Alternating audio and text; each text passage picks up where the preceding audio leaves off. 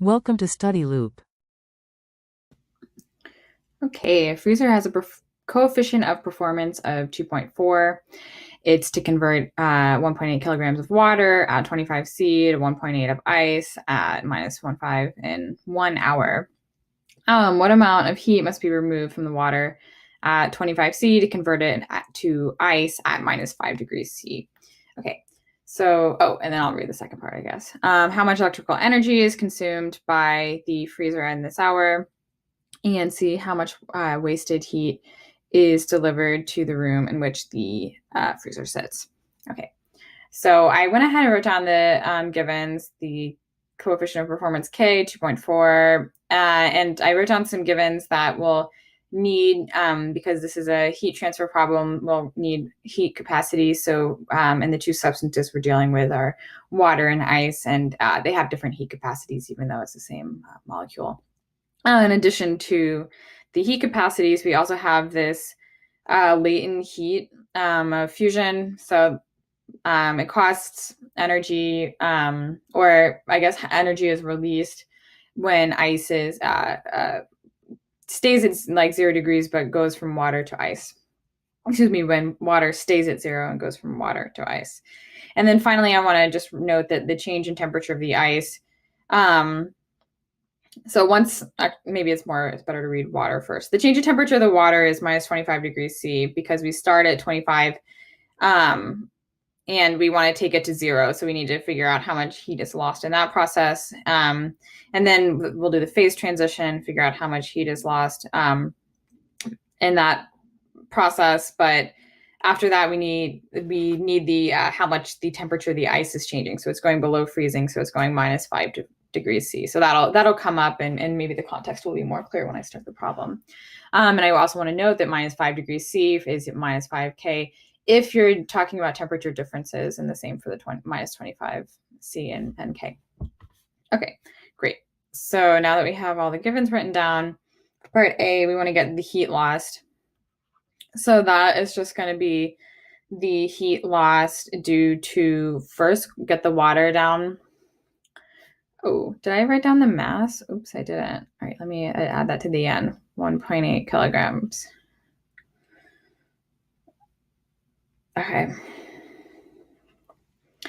And so that's, so first we need to cool the water down. So to make it into ice. So mass of water, C of water, delta T of water.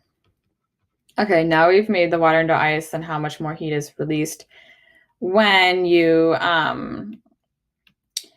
convert that ice or water to fully to ice. Like you've gotten the water all the way down to zero, and now your goal is to convert it all to ice. And so you're going to lose some heat during that phase transition. So that's just minus LF times M. And then I guess I'll use just like the same, they're all the same mass. So I don't really need to put a subscript on the mass.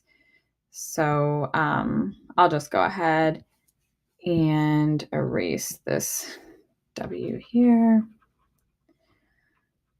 Okay, and where's my pen? There it is.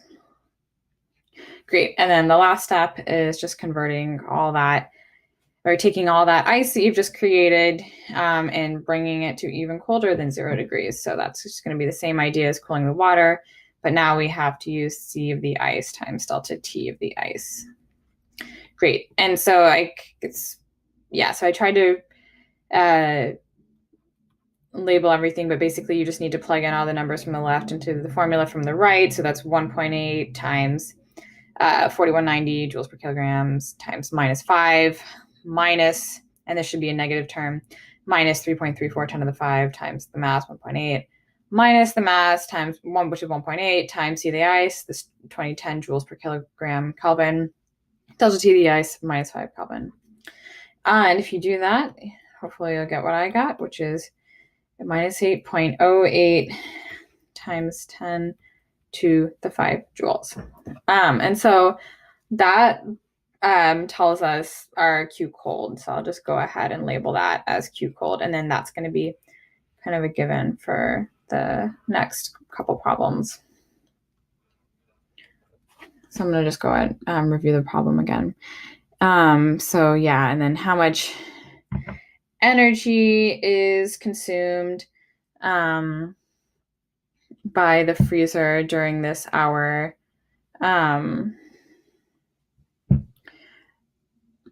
So for that, we want to find the work done, and the work done is going to be this Q cold over K.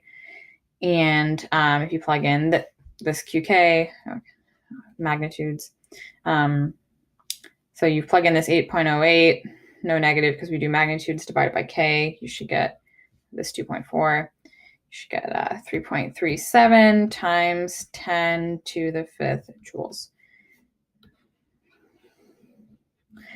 And for part C, you want to get Q hot. It's equal to the work plus Q cold.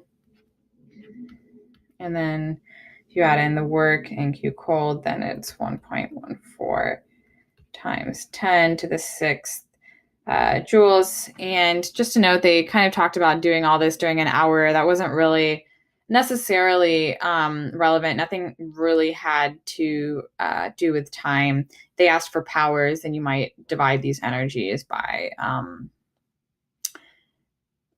then you might divide by 60 seconds.